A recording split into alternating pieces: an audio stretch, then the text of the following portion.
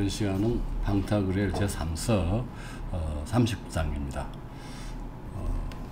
지난 시간에 29장이었던가요? 방타그레일은 반의류주의 공경을 해결해주기 위해서 신학자, 법률가, 의사와 철학자를 모이게 해서 심포지엄을 개최하기로 했습니다. 그래서 법률가인 브리두아는 자기 재판 때문에 출석을 해야 했기 때문에 빼고 다음날 일요일 점심 식사가 차려지기 전에 모두 참석했습니다. 반의류주가 제가 결혼을 해야겠습니까 말아야겠습니까 묻죠.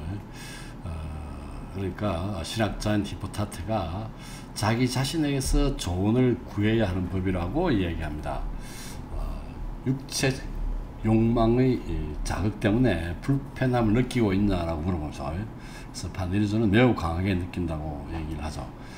그러자 히포타테는 하나님에게서 금욕의 능력과 특별한 은총을 받았나가 물어봅니다. 반의류주는 아니라고 그랬죠. 그래서 히포타테는 음욕의 불에 몸을 태우는 것보다 결혼하는 편이 훨씬 낫다고 이야기합니다. 제대로 말을 하는 것이라고 기분 좋아합니다. 반의류주가. 사소한 의혹이 있는데 제가 오쟁이를 지지 않겠죠 물어봅니다. 그래서 히포타테는 조건문을 사용해서 답하죠. 하나님께서 원하신다면 오쟁이 지지 않을 것이고 원한다면 오쟁이를 질 것이라고 얘기합니다. 그러니까 히포타테는 기분이 나쁘겠죠. 신부님 제 결혼식에 오시지 않는 편이 좋을 것 같다고 이야기하고 합니다. 그래서 모든 것이 그분의 관용에 달려있고 성스러운 은총이 우리에게 주어지지 않는다면 아무것도 존재할 수 없습니다. 선하신 하나님께서 은혜를 베풀어 성서를 통해 우리에게 계시하고 예고하고 설명합니다. 히포타테가 계속 이렇게 대답을 하죠. 은총을 잃게 되는 것을 두려워하는 아내를 맞이하면 아내는 간통을 하지 않을 것이며 그 책에도 그렇게 써 있다는 것이죠. 성서를 얘기합니다. 그래도 부부로서 아내를 부양하고 정조를 지키면서 하나님의 은총을 위해서 수양하고 남편의 성품에 자신을 노력하는 여인이 가장 존경받는다. 아내에게 도덕성과 성실함의 모범과 본보기를 보여줘야 되고 자신을 지켜주도록 하나님의 가호가 계속되도록 강구하라고 합니다. 31장은 의사인 롱디빌리스가 반의류주에게 어떻게 충고했는가 합니다. 그래서 롱디빌리스는 이 육체의 욕망 앞에서 반의류주가 육체의 욕망을 억제할 수 없다고 얘기했죠. 그래서 육체의 욕망을 억제하는 5가지 방법이 있다는 거죠. 이 고대 플라톤 학파의 결론에서 우리가 이렇게 빌려온다면 이렇게 말할 수 있다는 거죠. 술을 과도하게 마시는 경우입니다.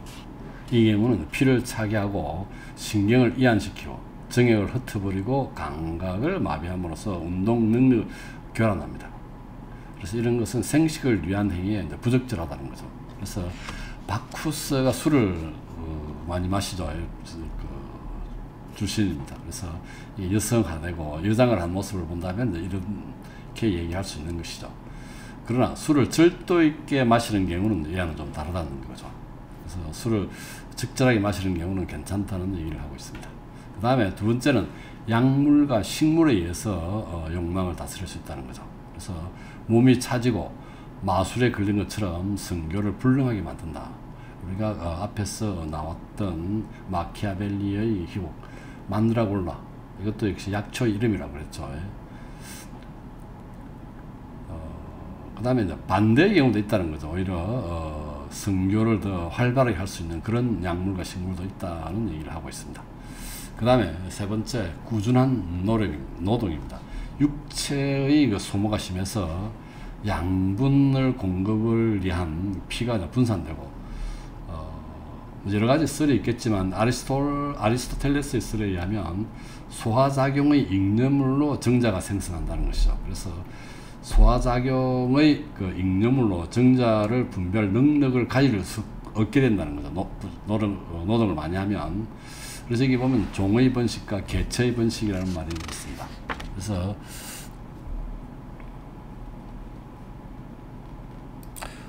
대자연은 인간이라는 종의 번식보다는 개체를 보존하는데 이 잉여물이 훨씬 더 필요한 것으로 여기가 특별히 간수한다는 얘기가 나옵니다. 개체를 보존하는 것은 생식이죠. 그 다음에 종의 번식은 정액의 그 생산을 얘기합니다. 철학자들은 무의를 음란의 어머니라 불렀다. 아무것도 하지 않는 일이라는 거죠.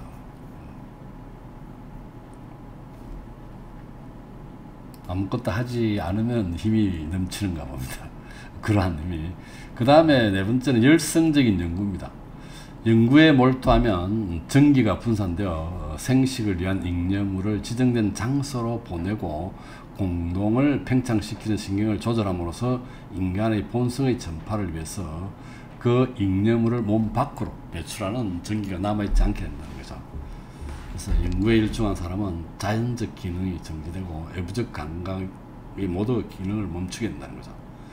그래서 눈의 방황으로 사색이 중단되는 것을 안타깝게 여겨서 데모크리스토스는 스스로 눈을 멀겠다는 것이죠. 우리가 그 스펜제라는 영화를 보면은 소리를 좋게 하기 위해서 눈을 멀게 하는 그런 스토리가 나왔죠. 그것도 이와 같은 식으로 설명될 수 있겠습니다. 그 다음에 사랑의 행위에 의해서 판니르주는 이 방법을 자기가 택하겠다고 그러죠. 그러면서 제 귀에 달린 벼룩이 간지럽히군요. 벼룩은 성욕을 상징한다고 그랬습니다. 32장에 롱디빌리스가 어떻게 오정이 지는 것이 결혼의 자연스러운 속성이라고 선언했는가. 판니르주는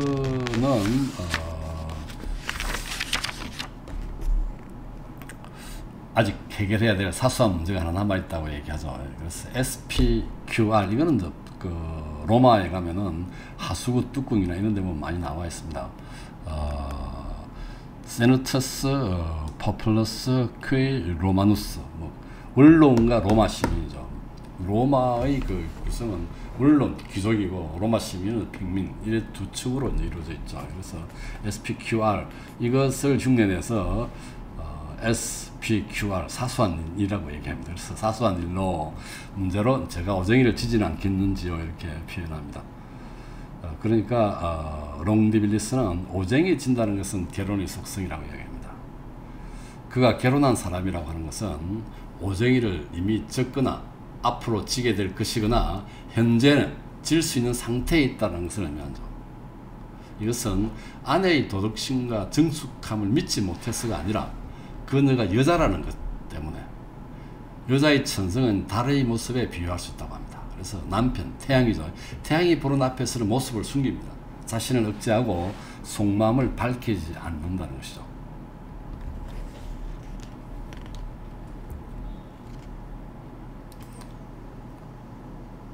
그 남편이 없으면 여유를 즐기고 방황하고 쏘다니며 윗선을 벗어버리고 진짜 모습을 드러낸다는 것이죠. 그래서 내가 여성이라 한다는 것은 연약하고 가변적이고 쉽게 바뀌고 지저롭고 불완전한 성을 얘기합니다. 그래서 대자연이 여성을 창조하면서 여성적 자질을 완벽하게 만들려고 하기보다는 남성의 사회적 필요와 인류의 영속적 유지라는 목적을 더 많이 고려한 탓이라고 얘기하죠. 상당히 지극히 남성 위주의 사고방식을 갖고 있습니다. 그래서 플라톤은 여성을 이성적 동물, 저기 남성이겠죠. 인간입니다. 인간은 남성이라는 얘기죠. 과 야만적 짐승 사이에 어떤 위치에 있는지 모른다고 얘기했습니다. 그래서 남성에게 없는 동물, 자궁을 얘기합니다. 동물을 가지고 있는데 몸 전체가 뒤틀리는 정념으로 가득 차 있다는 거죠. 정념은 사랑, 미움, 분노 이런 것들이죠.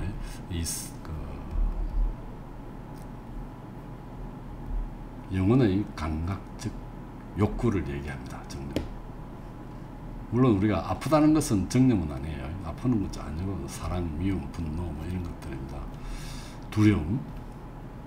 그래서 이게 정념으로 가득 차 있고 감각이 마비되고 모든 생각이 혼란에 빠진다는 것이죠. 그래서 대자연은 대자연이라면 생성자겠죠. 창조자겠죠. 약간의 수치심을 이마에 적셔줬다는 거죠. 여성의 이마에. 그래서 언제나 값을 잘 치르고 만족시켜줄 만한 능력을 가지고 있지 못한 바에야 우리는 오정이 질 영원한 위험에 처해 있다고 보면 된다는 것이죠. 그래서 롱디빌리스는 오정이 지는 것은 결혼의 속성이라고 얘기를 합니다.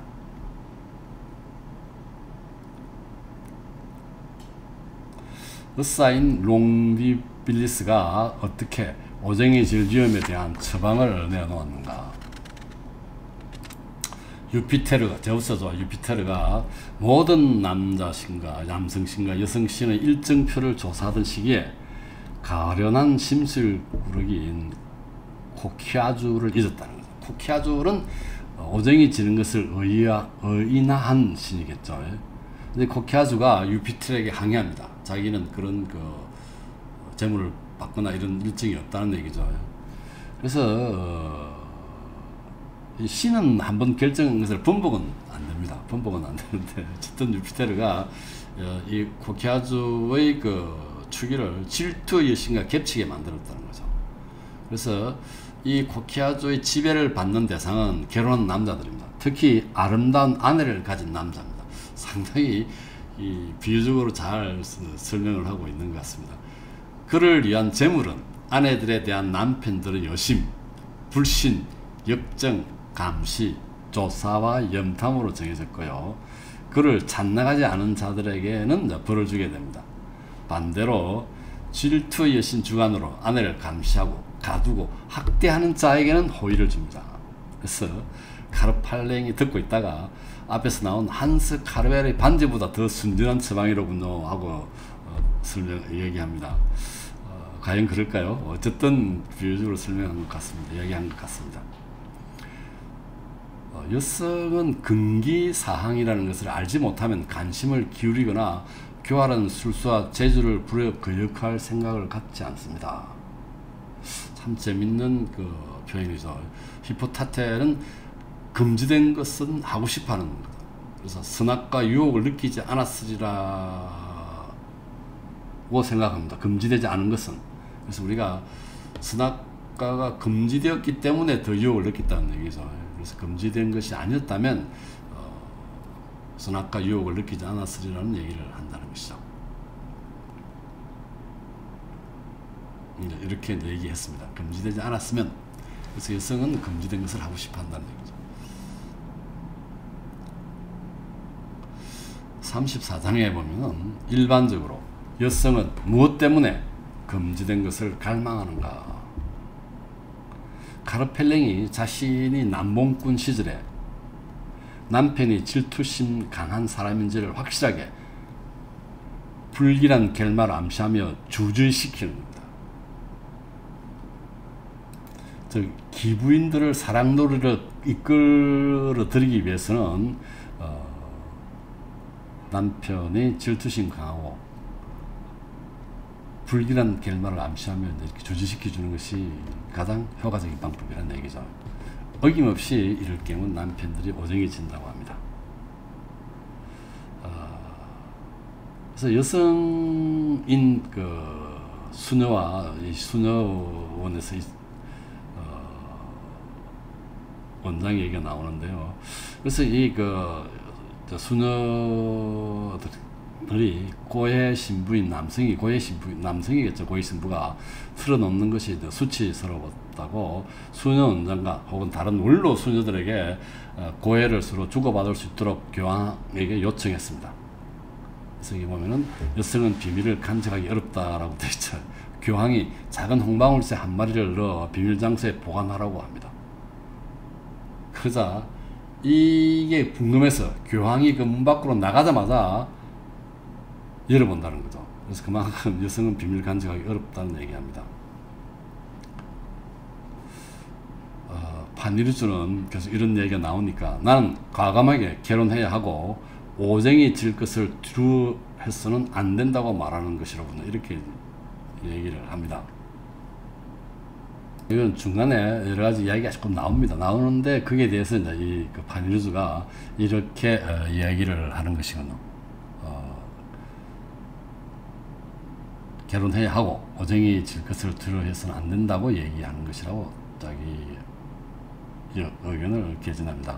그래서 다른 사람들이 이제 그런 오쟁이 짓는 것에 대해서 이야기를 하니까 그건 표를 잘못 읽은 거라고 얘기를 하죠. 이렇게 하면서 34장이 끝나게 됩니다.